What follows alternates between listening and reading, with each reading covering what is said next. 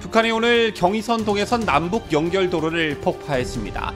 합참은 북한이 연결도로 차단 목적으로 추정되는 폭파 행위를 자행했고 현재 중장비를 투입해 추가 작업을 진행 중이라며 우리군은 군사분계선 이남 지역에 대응 사격을 실시했다고 밝혔습니다. 폭파로 인한 우리군의 피해는 없다고도 했는데요. 주지하고 계시다시피 북한은 이전에도 남북관계 경색 때마다 금강산 관광시설, 개성공단 내 남북연락사무소 등 상징적인 시설을 폭파 철거해왔습니다. 자, 그런데 문제는 이 모두가 막대한 우리 국민의 세금이 투입된 시설들이라는 점입니다. 이에 따라 이런 식으로 그간 북한에 뜯긴 돈의 액수에 대해서도 궁금해지고 이걸 돌려받는 방법에 대해서도 관심이 모아집니다. 정말 방법은 없는 것일까요?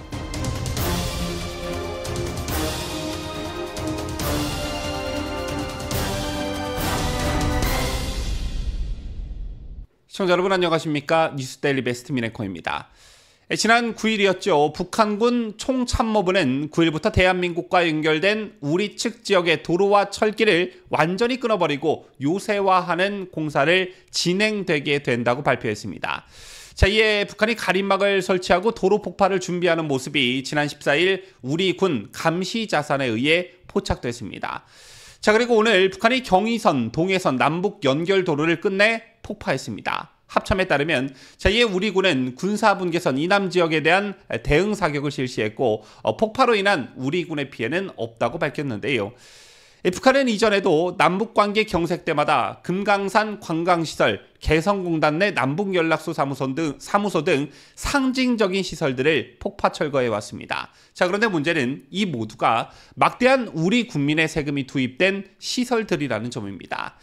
2001년부터 2008년까지 경의선과 동해선 북측 구간 철도와 도로 그리고 관련 시설 건설에 필요한 자재 장비 등 우리 정부가 지원한 현물 차관은 1억 3,290만 달러, 우리 돈으로 약 1,800억 원에 달합니다. 이자와 지연배상금까지 더하면 금액은 훨씬 더 커지겠죠. 오늘 한국경제신문에는 홍영식 한국경제 매거진 전문위원회 칼럼이 실렸습니다. 칼럼 제목은 북한에 뜯긴 수조 원대 자산 손 놓고 있을 건가 였습니다. 개인적으로 이 칼럼이 시사하는 바가 매우 크다라고 생각해서 여러분들께 이 칼럼 내용을 전달해 드릴까 합니다. 자, 우선 북한 김정은은 2019년 10월 보기만 해도 기분이 나빠지는 너저란이라는 극한 표현을 쓰면서 금강산 남측 시설 철거를 지시했습니다. 그해 2월 하노이 미북 회담이 빈손으로 끝나 제재 해제 기대가 수포로 돌아가자 분풀이 성격으로 보여졌는데 자체 관광 개발로 달러를 벌어들이겠다는 속셈도 있었겠죠. 어쨌든 이에 따라 현대아산 소유의 해금강 호텔, 온천장, 온천빌리지, 금강산 펜션타운, 고성항 횟집, 온정각, 그리고 우리 정부 자산인 소방서 건물, 국내 기업 아난티가 운영한 골프장 8개 숙소동, 또한 한국관광공사가 투자한 문화회관 등이 무단으로 줄줄이 해체됐습니다. 잘 아시는 내용이겠지만 현대아산은 50년간 전권을 받고 종합관광단지 개발 계획을 추진하면서 금강산 지역 남측 시설을 건설해 왔습니다. 투입된 자금은 시설 투자 2,260여 원, 토지 및 사업권 6천여 원 등이고 여기에 우리 정부 돈 7,800여 원도 들어갔습니다. 현대아산과 아난티 그리고 금강산 관광사업에 참여한 다른 기업들의 투자 손실을 합하면 약 2조 3천억 원으로 추산된다는 것이 홍영식 전문위원의 설명이었는데요. 아시다시피 북한의 남북 공동연락사무소 건물 폭파로 우리 정부는 그냥 눈뜨고 447억 원의 손실을 봤죠. 또한 개성공단에 들인 우리 정부와 민간의 투자 금액은 1조 원이 넘는데도 불구하고 북한의 무단 가동 정황이 포착되기도 했습니다. 자, 그럼 한번 피해 금액을 더 자세히 산출해 보도록 하죠. 자, 북한이 멋대로 파기하는 경의선, 동해선, 철도, 육로 연결 사업에는 우리 정부 차관 1억 3,290만 달러가 지원됐다고 합니다. 북한의 차관으로 빌려줬다가 돌려받지 못하고 있는 돈은 이를 포함해서 식량 7억 2,004만 달러, 경공업 원자재 8천만 달러 등 모두 9억 3,294만 달러, 우리 돈으로 약 1조 2,641억 원에 달합니다. 여기에 이자와 지연배상금까지 더하면 10억 달러를 넘는다고 합니다. 자, 이는 모두 김대중, 노무현 정부 때 이루어진 것으로 국민 세금인 남북교류협력기금을 통해 제공됐는데 조건은 1년에서 10년 거치 후에 10년 또는 20년 분할 상환입니다. 자, 그런데 문제는 상환 시기가 도래한 지 오래됐지만 북한은 아무런 말을 하고 있지 않다는 것입니다. 북한이야 당연히 그렇다 쳐도 잘못은 우리에게도 있다는 것인데요. 왜냐하면 김대중 노무현 정부가 차관을 계약할 때 미상환에 대비한 장치를 전혀 마련하지 않았다는 것입니다. 때문에 퍼주기라는 말이 나올 수밖에 없는 것이겠지요. 자, 그리고 우리 정부의 미온적 태도도 문제인데 문재인 정부는 김정은이 금강산 시설 파괴를 지시했을 때도 또한 연락사무소를 폭파했을 때도 제대로 된 항의 한 번 안 했고 미상환 문제에 대해서도 역시 마찬가지였습니다. 자, 그런데 이게 말이 되냐는 것이지요. 수조 원의 혈세를 북한에 갖다 바치고 아무도 책임지지 않는 나라가 과연 정상적인 나라냐라는 것입니다. 저는 이거 국민들이 가만히 잠자코 있다는 게 정말 신기할 따름입니다. 그렇다면 어떻게 해야 하는 것이냐? 홍영식 전문위원이 해당 칼럼에서 주장하고 있는 것은 물론 북한이 버티는 한 돈을 받기 희박한 게 현실이겠지만 그러나 원칙의 문제라는 것입니다.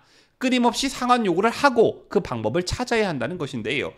상환 가능성 여부와 받을 수 있는 돈의 적고 많음이 중요한 게 아니라 북한이 돈을 떼먹고도 갚지 않는 불량 국가라는 사실과 대북 사업의 위험성을 국제사회에 주지시키는 등 그냥 손 놓고 있어서는 절대 안 된다는 것입니다. 여기서 나오는 게 바로 오토 원비어의 부모입니다. 잘 알려져 있다시피 북한에 억류됐다가 숨진 미국인 오토 원비어 부모는 세계 곳곳에 숨은 북한 자산을 추적한 끝에 인도네시아에 억류된 선박을 찾아내 매각대금 일부를 받았고 미국 금융기관이 동결한 북한 자금 24만 달러도 회수했습니다. 그런데 여기서 주목할 게 이 과정에서 미국 법원이 원비어 부모에게 북한 화물성 강제 매각을 승인해 주는 등 적극적으로 나섰다는 점입니다. 반면 우리의 경우 미국처럼 국가가 전적으로 나서지 않고 있다는 것인데요. 2004년 임종석 전 청와대 비서실장이 주도해 만든 남북경제문화협력재단, 이를 줄여 경문협이 북한에 지급하려고 법원에 공탁한 저작권료가 30억 원이 넘습니다. 경문협이 2005년부터 국내 방송사로부터 북한 저작물에 대한 저작권료를 대신 걷어 7억 9천만 원을 북한에 보내고 남은 돈인데요. 제2의 탈북 국군 포로들이 경문협을 대상으로 소송을 제기했고 법원은 공탁금을 압류해 배상금으로 주라는 추심 명령을 내렸습니다. 여기까지는 좋았는데 경문협이 이에 불복해 소송했고 항소심은 결국 경문협 손을 들어줬습니다. 그때 법원이 명분으로 내세운 게 뭐냐? 공탁된 돈은 북한 정권이 아니라 북한 개인과 단체의 돈이라는 취지였습니다. 북한에서 개인과 단체가 대체 어디 있다는 것인지 조선중앙TV 영상 등 북한에서 선전도구로 쓰이는 저작물은 북한 당국의 것으로 보는 게 상식인데 법원에 이해할 수 없는 행태였습니다.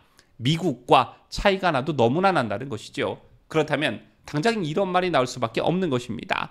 원비어 부모도 개인 차원에서 세계를 모조리 훑어서 북한 자산을 찾아내는데 우리는 왜 못하냐? 이런 거죠.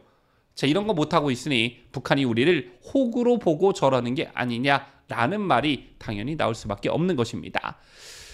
그리고 한 가지 더, 좌파 진영에서 신성시하는 김대중 노무현 문재인에게는 정작 책임이 없냐라는 것입니다. 북한에 차관을 내주면서 못 받았을 때 어떤 대처 방안에 대한 조치 없이 국민 열세를 그냥 북한에 내준 죄, 이건 죄가 안 되냐라는 것입니다. 지금까지 저는 자유대한민국을 소화하는 뉴스데일리 베스트 민앵커였습니다.